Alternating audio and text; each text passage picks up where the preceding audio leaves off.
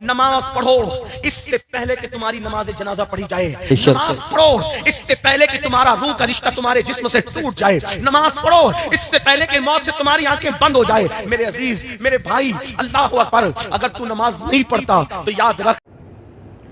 السلام علیکم ورحمۃ اللہ وبرکاتہ۔ امید ہے آپ سب خیریت سے ہوں گے۔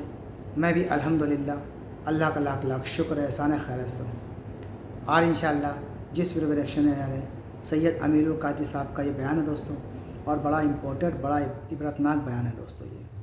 یہ بیان ہے بے نمازیوں کے لیے جو نماز نہیں پڑھتے، جو ماں باپ کا حق ادا نہیں کرتے، اور دیگر تمام چیزوں پہ یہ بیان ہے۔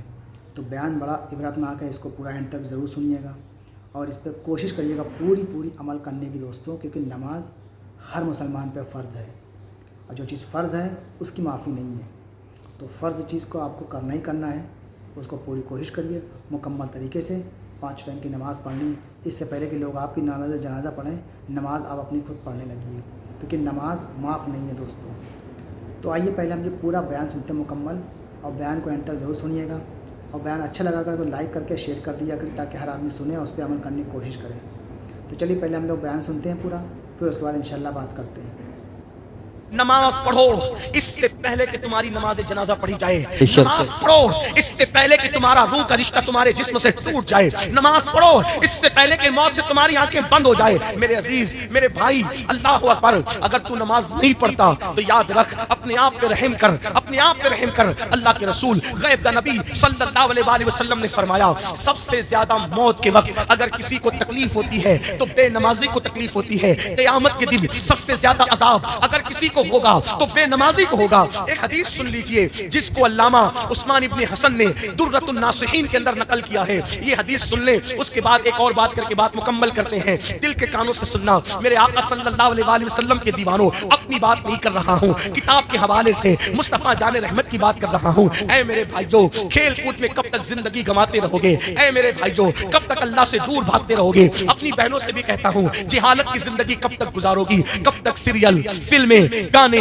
باجے، تماشوں میں مصروف رہو گے؟ ہائے ہائے، جو قوم اہل بیت کی محبت کا نعرہ لگائے اس قوم کی زندگی میں سجدہ نہیں، حالانکہ سجدہ کیا امام علی مقام نے سجدہ کیا، آخری سجدے ہی میں تو جان گئی امام کی۔ سیدہ فاطمہ الزہرا آخری وقت تک سجدہ کرتی رہی، مولا کائنات نے آخری وقت تک، ان کی شہادت بھی تو مسجد میں ہوئی۔ مجھے حیرت ہے، مولا علی نے مسجد میں شہادت پائی، سیدہ فاطمہ نماز کی حالت میں، اللہ اکبر، پوری رات گزار دیتی ہے، امام حسین نماز ہی کی حالت میں شہادت پائے۔ میری قوم کو کیا ہو گیا؟ یہ قوم نماز کی طرف نہیں آتی، اس قوم کو نماز کی توفیق نہیں ہوتی۔ میرے بھائیو، ہم اللہ کا عذاب برداشت نہیں کر سکتے، کتنی بھی طاقت ہو، کتنی بھی قوت ہو، خدا کا عذاب برداشت نہ کر سکو گے۔ آئیے صاحب درۃ الناصحین سے ایک روایت سن لیتے ہیں، اپنی بات نہیں، رسول اللہ کا فرمان۔ ایک بار ایسا ہوا، میرے آقا اپنے یاروں کے ساتھ مسجد نبوی میں جلوہ گر ہے، میرے سرکار مسجد نبوی میں جلوہ فروز ہے۔ ایک جوان روتے ہوئے مسجد نبوی میں آتا ہے، اور مسجد نبوی میں آنے کے بعد اس کی آنکھوں میں آنسو تھے۔ اللہ کے رسول غیب دا نبی صلی اللہ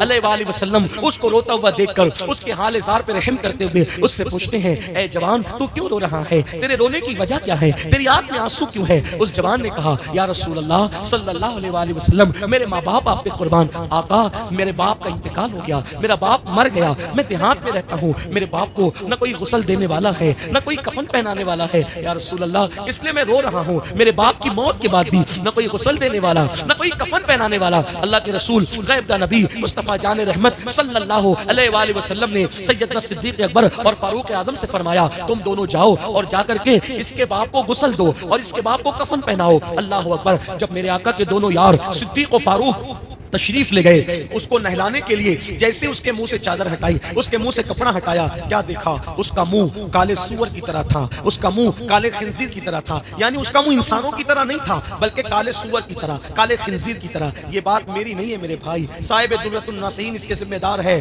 یہ مصطفیٰ جان رحمت کا فرمان ہے۔ جس کے کہنے پہ خدا کو ایک مانا ہے، جس کے کہنے پہ قرآن کو اللہ کی کتاب مانی ہے، اس رسول کا فرمان سن کر کے لرز جاؤ، اپنے آپ کو تباہ نہ کرو۔ یہ دنیا کا مال جس کے لیے رات रातों दिन दौड़ते हो, मरने के बाद यही पड़ा रह जाएगा। तुम्हारे माल पर लोग ऐश करेंगे, तुम्हारे माल पे लोग आराम करेंगे। नहीं देखते लोग मर गए माल छोड़ करके, आज उनकी औलाद ऐश करती है, उनके लिए कभी मगफिरत की दुआ नहीं करती। उनकी कब्रों पर कोई जाके फातिहा पढ़ने वाला नहीं, कोई मगफिरत की दुआ करने वाला नहीं। वो मगफिरत की दुआओं को तड़प रहे हैं, मगफिरत की दुआओं को तरस रहे हैं। मेरे भाइयों, अपने आप को तबाह न करो, अपनी आखिरत की फिक्र करो, अपनी कब्र की फिक्र करो, मैदान महशर की फिक्र करो, अल्लाह की अदालत की फिक्र करो। हुआ क्या, सैयदना सिद्दीक अकबर और फारूक आजम फरमाते हैं कि जब उसके चेहरे से हमने कपड़ा हटाया तो उसका मुंह काले खिंजीर की तरह, काले सूअर की तरह था। जैसे ही हटाया, पैरों के नीचे से जमीन खिसक गई, जमीन निकल गई। फौरन उसके मुंह पे कपड़ा डाला और एक कासिद को अल्लाह के रसूल गैब नबी सल्लल्लाहु अलैहि वसल्लम की बारगाह में भेजा। जब कासिद हुजूर के पास आया तो कहा, या रसूल अल्लाह सल्लल्लाहु अलैहि वसल्लम, सिद्दीक फारूक को आपने उसको गुस्ल देने के लिए और कफन पहनाने के लिए भेजा, लेकिन उसको कैसे गुस्ल दे, कैसे कफन पहनाए? उसका मुंह तो सूअर की तरह, काले खिंजीर की तरह हो गया। उस देहात में अल्लाह के रसूल अलैहिस्सलातु व तस्लीम बनफ्स नफीस तशरीफ लाए। मेरे आका बजाते खुद वहां पर उस देहात में तशरीफ लाए और आने के बाद मेरे आका अलैहिस्सलाम ने फिर अपने हाथ उठाए और दुआ की, ए अल्लाह, इसका मुंह ठीक कर दे, इसका जो मुंह काले सूअर की तरह, काले खिंजीर की तरह हुआ है, इसका मुंह ठीक कर दे, इसका मुंह दुरुस्त कर दे।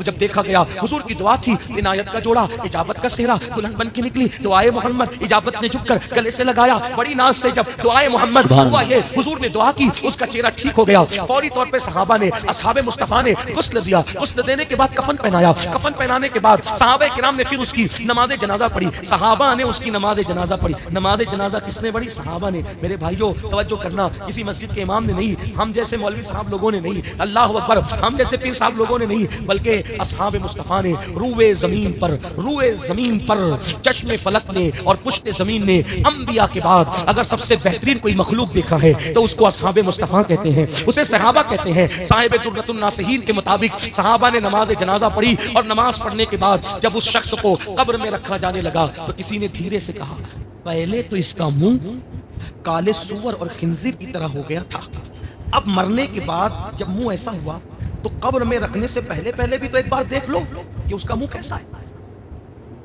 दफन करने से पहले तो उसका मुंह देख लो, मुंह कैसा है। जब नमाज जनाजा के बाद और दफन से पहले फिर कपड़ा हटाया गया चेहरे से, तो अब भी उसका मुंह काले सूअर की और काले खिंजीर की तरह था। अगर आज किसी का मुंह ऐसा हो जाए तो कितना हंगामा होगा, उस वक्त होगा। देखने वालों में हिम्मत थी, ताकत थी। अल्लाह के रसूल जमीन के ऊपर जाहिरी तौर पे मौजूद थे।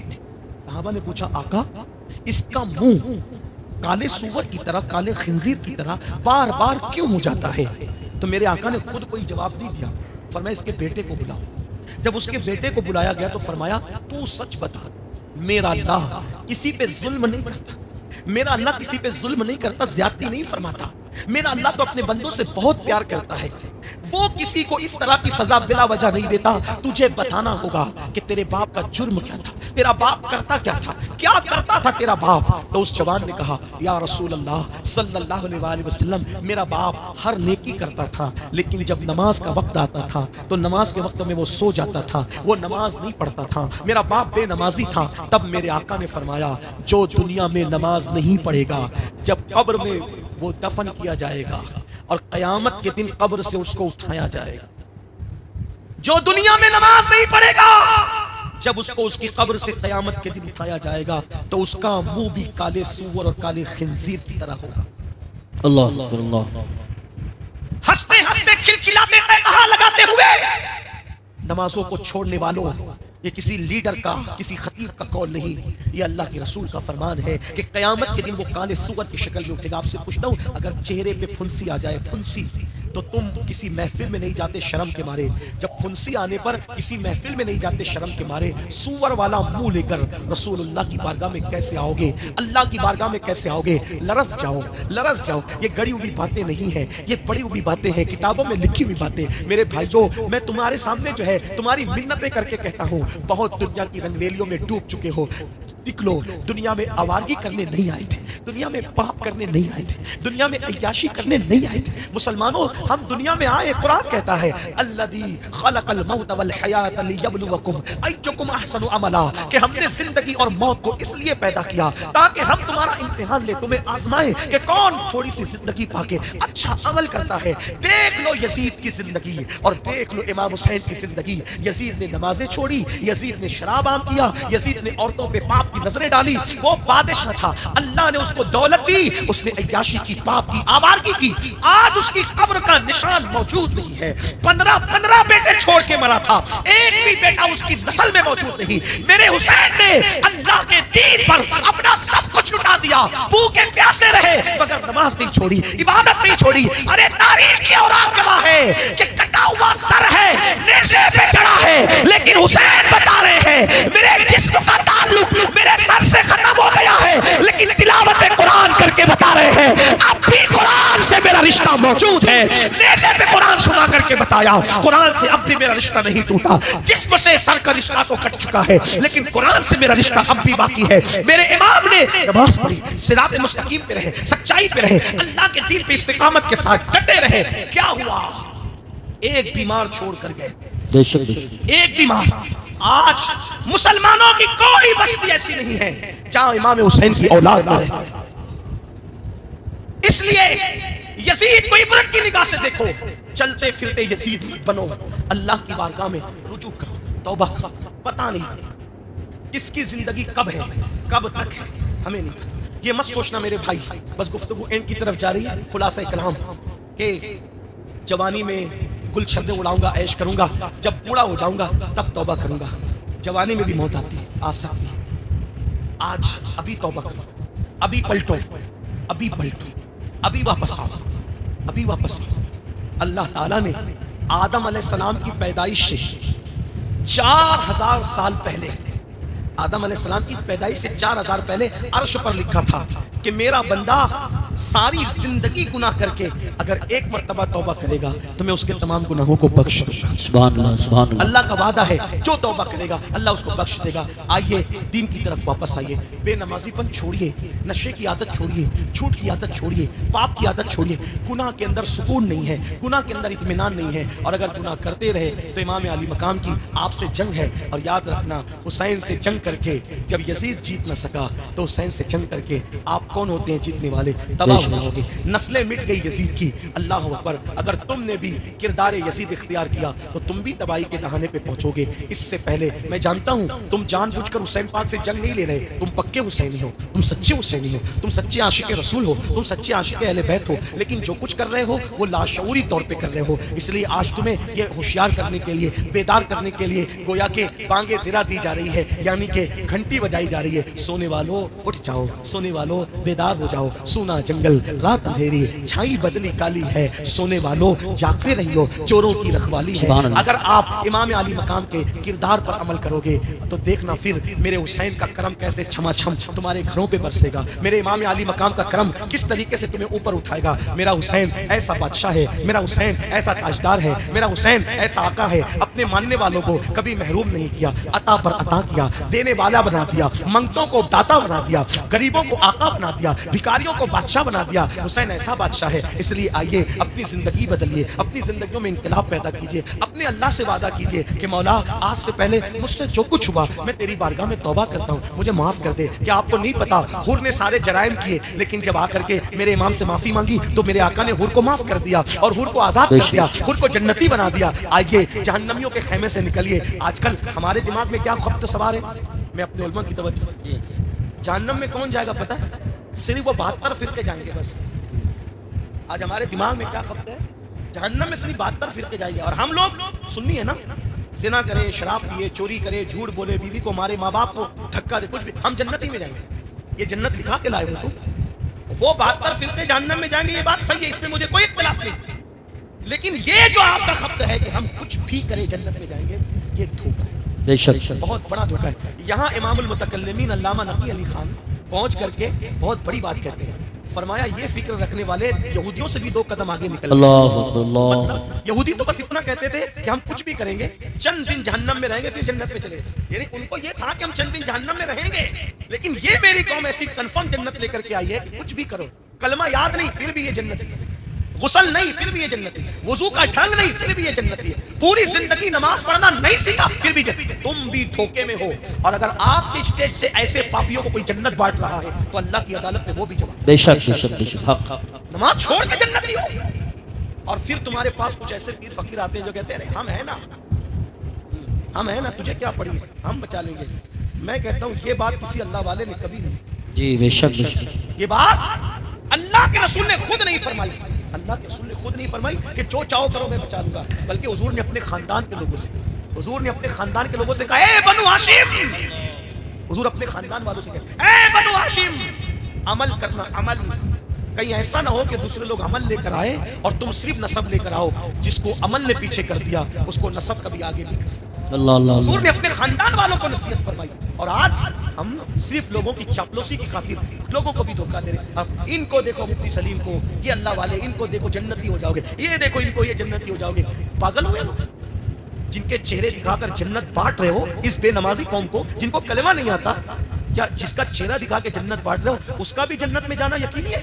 ہائے ہائے ہائے، بے شک، اس کے ایمان پہ خاتمے کی کیا گارنٹی ہے؟ صحیح بات، غوث اعظم روتے ایمان پہ خاتمے کے لیے، بے شک، سرکار غوث پاک جس کی ٹھوکر سے مردے زندے ہوئے وہ روتے ایمان پہ خاتمے کے لیے، غریب نواز روتے ایمان پہ خاتمے کے لیے، اور آج ہم اتنے بے باک، ہمارے گھروں کا حال یہ ہے کہ گھر کی فریج میں شراب رکھی ہوئی ہے اور ہماری جنت ہی نہیں جاتی ہے۔ اسی لیے غالب نے کہا تھا رند کے رند رہے ہاتھ سے جنت لگے۔ میرے بھائیو بدلو اپنے، اور علماء جب نصیحت کرتے تو لوگ ہنستے ہیں، جمعہ کے دن کیا کریں گے؟ ارے مولانا تو بہت لمبی تقریر کرتے ہیں یار، چھوڑ ابھی کیا جانا، ابھی بولیں گے اس سے بچو اس سے بچو، یہ مت کرو وہ مت کرو۔ علماء سے دور رہنے والوں، تمہاری سب سے بڑی تباہی کی وجہ علماء سے دور رہنا۔ بے شک، سرکار غریب نواز فرماتے ہیں ہمارے دور میں ایک شخص مرا تو جب اس کو اس کی قبر میں رکھا گیا تو اس کا منہ قبلے کی طرف کرتے تھے تو اس کا منہ قبلے کی طرف نہیں ہوتا تھا، اللہ اکبر، لوگ کرتے تھے پھر جاتا تھا، پھر کرتے تھے پھر جاتا تھا۔ تو ایک صاحب کشف بزرگ نے فرمایا اس کا منہ قبلے کی طرف کرنا چھوڑ دو، اس کا منہ کبھی قبلے کی طرف نہیں ہو سکتا، اس لیے کہ